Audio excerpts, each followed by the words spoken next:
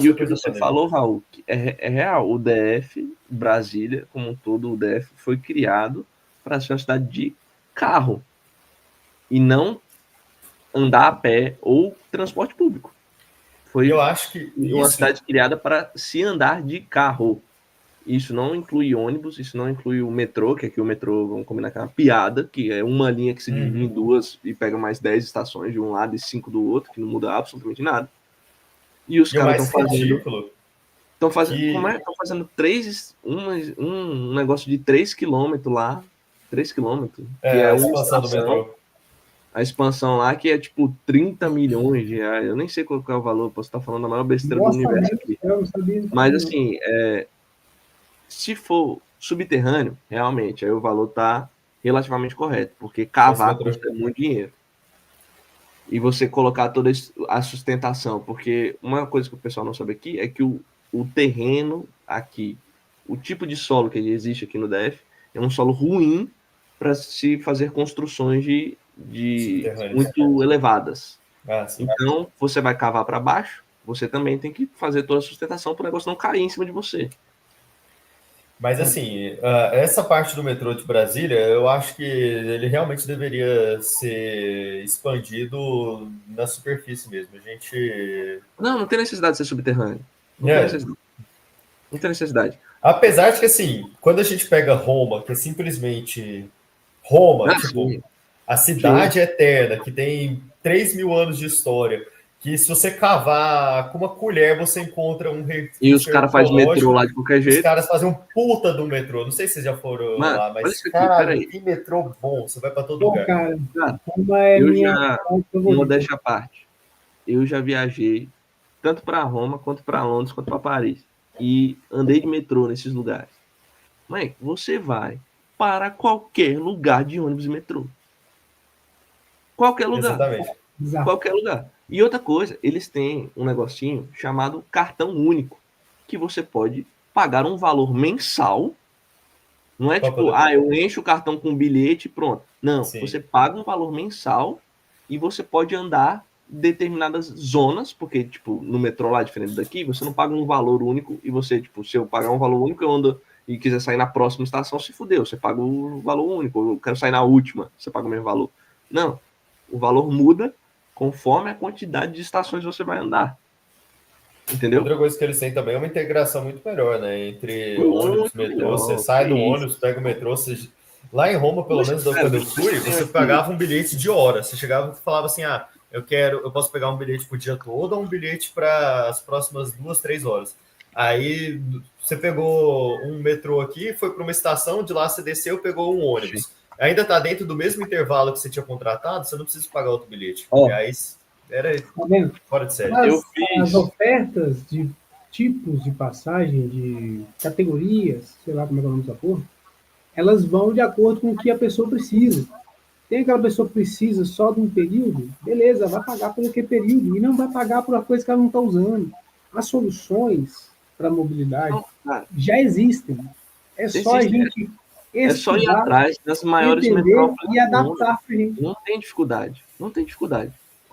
Eu fiz intercâmbio de 6 meses pela faculdade. Ganhei uma bolsa, fiz intercâmbio de 6 meses. E eu fiz lá em Portugal. Mano, Matheus, eu fiz um cartãozinho de metrô e ônibus. Olha aqui, é de plástico. Tem um chipzinho para você colocar na máquina e recarregar o teu coisa. E, cara, eu pagava, sabe quanto eu pagava isso aqui por mês? Para eu andar quantas vezes eu quisesse por dia. Quantas vezes eu quisesse por dia e quantas zonas eu quisesse, e eu podia pegar na primeira estação e ir na última infinitas vezes. Eu pagava 50 euros por mês, mano. Velho, é muito diferente. E na época que eu fiz, o euro devia estar tipo 5 reais, alguma coisa assim. Então, assim, 50 euros por mês, 250 reais. Se você pegar 250 reais, não dá o tanto de dinheiro de passagem que o cara anda por mês. Não dá menos. E assim, isso é outra coisa que eu acho totalmente ridícula no Distrito Federal, porque a pessoa ela precisa morar longe, porque é o metro quadrado mais caro do Brasil. Eu queria falar disso. A gente, o DF, ele está empurrando as pessoas para a periferia. Para fora. Você vê, eu trouxe os mapas daquele, tá ligado? Aquele Brasil em Mapas, é um Instagram. Sim. Ele lá você vê claramente que houve uma migração interna no Brasil. O fluxo veio para o Centro-Oeste e para Santa Catarina ali e tal. Então, o Brasil inteiro veio para o Centro-Oeste. E o único lugar do Centro-Oeste que não trouxe pessoas foi o DF. É o DF. Mas é verdade. Tá se tornando as pessoas que trabalham aqui no DF, muitas vezes, elas moram nas cidades no entorno do DF, que é muito mais barato de se morar. Pois é. A gente trata mal o brasileiro. As pessoas que vêm para cá, sim. Assim, o DF tem a maior renda per capita do Brasil por conta do funcionalismo público da União. Mas as pessoas comuns do DF não têm essa renda. E eu não vou falar. E aí entra o que eu estava querendo explicar. Tipo, quando a gente acabar com os super salários, essa realidade do DF vai mudar. Mas assim. Vai continuar a maior renda per capita ainda. Mas assim, vai mudar umas coisas, com certeza. Eu acho que assim, até a questão de renda per capita ser a maior, se a gente acabar com super salários, não chega a ser mais. Vai continuar tendo uma renda per capita alta, mas não vai ser a maior do país. Agora, o que eu acho mais complicado mesmo dessa questão da gente estar mandando muita gente para a periferia no DF é que para a pessoa trabalhar, muitas vezes ela vai tentar procurar emprego e os empregos que pagam mais ficam no plano. Mas ao mesmo tempo ela perde uma qualidade de vida enorme, porque ela vai perder uma quantidade significativa de tempo, porque a cidade foi planejada para carro, então todos os lugares são extremamente distantes. Você demora 20, 40 minutos para poder ir para qualquer lugar que vai. E quando você coloca o transporte público na equação, você demora ainda mais que isso. Então a pessoa vai demorar 1 hora, às vezes 1h30 de trânsito por ida e mais a volta. Então, assim, ela perde essa qualidade de vida. E se o emprego que ela está trabalhando não paga o transporte para ela ainda gasta uma quantidade significativa do salário que ela tem para poder trabalhar. Que é uma das coisas. Mais por trabalhar no plano, ela perde de transporte. E aí, assim, quando a gente tenta pensar em soluções para o Distrito Federal, a gente não consegue ter aquelas mesmas soluções que a gente tem, que o Arthur sempre fala de vamos mudar o plano diretor, tem que adensar a cidade. Como que você adensa uma cidade que é inteiramente tombada? Meu pai falava Não tem como. Aqui no DF, as soluções passam por você mudar o sistema de transporte público. Exatamente. Mas, assim, não basta só isso. No DF, assim, a gente fica quase que necessitando de uma reforma completa das regiões administrativas para que lá você também consiga emprego. A pessoa que está se mudando para lá possa ficar lá. É uma das coisas que acontece um pouco em Águas Claras. Se você pegar Águas Claras, tem muita gente que trabalha em Taguatinga e Ceilândia e vai para lá, para Águas Claras, para trabalhar. E você acaba conseguindo ter uma proximidade de trabalho maior, melhor. É aquele negócio, né? A gente tem que transformar o que a atividade principal econômica do DF. Sim. Que hoje é funcionalismo público e tem que passar a ser comércio e prestação de serviço. Mas isso é normal, né? Comércio, prestação de serviço, desenvolvimento de tecnologia. Aqui a gente pode, por exemplo, fazer assim, do todo na minha cabeça, pode fazer incentivo fiscal para grandes laboratórios virem para cá, grandes centros de pesquisa.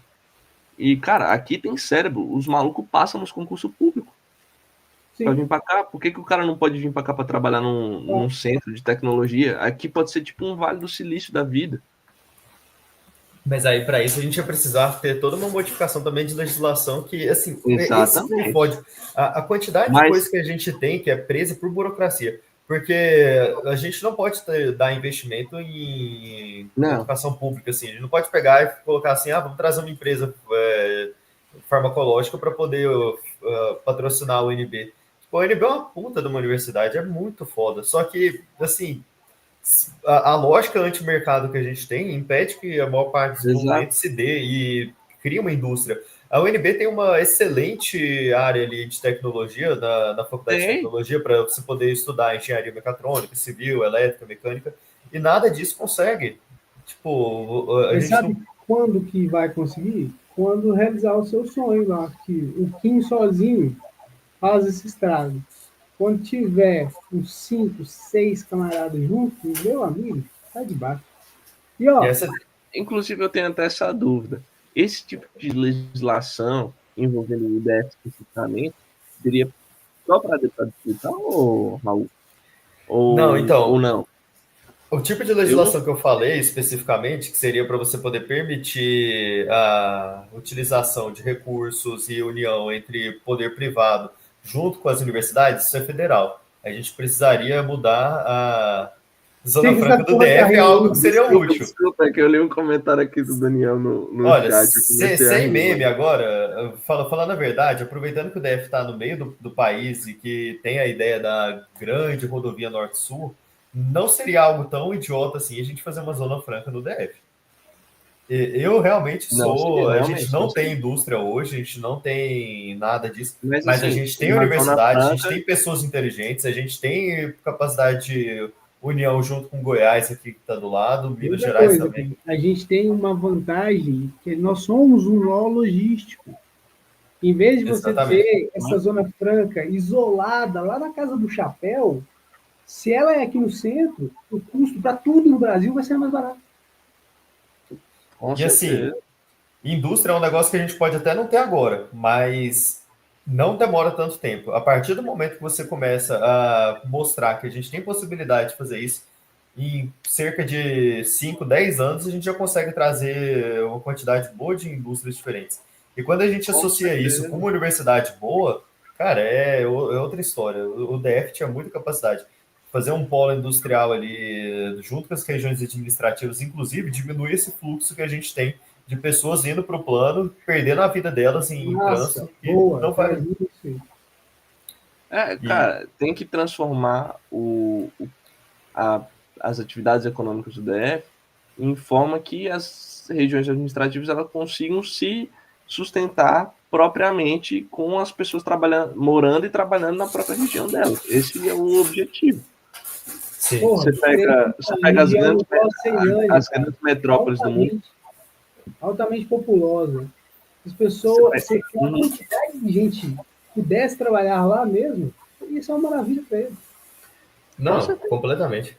E outra coisa que também é interessante, a gente poder pensar, e agora aí é algo que realmente teria que ser pensado muito mais para frente, em dar alguma possibilidade para o plano piloto também poder ter a sua mudança. Porque meu pai sempre conta a história de quando ele trabalhava na Caixa, e aí tinha um prédio lá que estava precisando de reforma, estava caindo os pedaços, e quando eles foram fazer o processo para começar a reforma, foram parados porque o prédio era tombado, porque lá dentro tinha uma parede que era do Atos Vulcão, e aí você não pode modificar, porque aquilo ali é patrimônio histórico da humanidade, a Unesco vem e tombou o negócio, e aí você não consegue fazer uma reforma no prédio, o prédio fica com risco de cair, tem que tirar todo mundo do edifício e botar em outro lugar. E aí, assim, o Distrito Federal ali, o plano piloto, ele é todo desse jeito. Enquanto a gente não puder, sei lá, escolher algumas quadras para poder falar assim, olha, vamos tombar e manter isso aqui como patrimônio histórico, a gente nunca vai poder fazer outra solução. As grandes metrópoles do mundo, você pega Roma mesmo, que você citou mais cedo, Arthur, ou Raul. Roma, as grandes cidades europeias, elas do lado de fora, é tudo antigo, sendo restaurado sempre que pode. Exatamente. Do lado de dentro, se tem algum pedaço que é tipo muito histórico, tipo com que a parede em si é uma obra de arte e tudo, beleza. Aquela parede, aquele pedaço da estrutura, você não muda. Mas o resto, você pode e deve mudar para preservar a integridade daquele local. Porque se você não mudar e deixar do jeito que está, as coisas vão se deteriorando e vão cair. Você pega o próprio viaduto aí. Não precisa de abrir mão. Não precisa abrir mão das restauração, caiu o viaduto, pô. Tipo assim, não precisa do quê? Abrir mão do aspecto histórico. Você pode manter estrategicamente umas partes tombadas que vão agarrar a memória e lembrar que aqui é um patrimônio histórico, que é bem legal, e não ficar fazendo de tudo para não conseguir mexer em nada. O Caio Fructuoso deixou aqui o comentário mais ou menos nesse sentido. E, faz o tombamento só do eixo monumental e olha lá. Então, tipo assim, e assim, áreas estratégicas para tombar, e depois libera a gente poder modernizar o resto.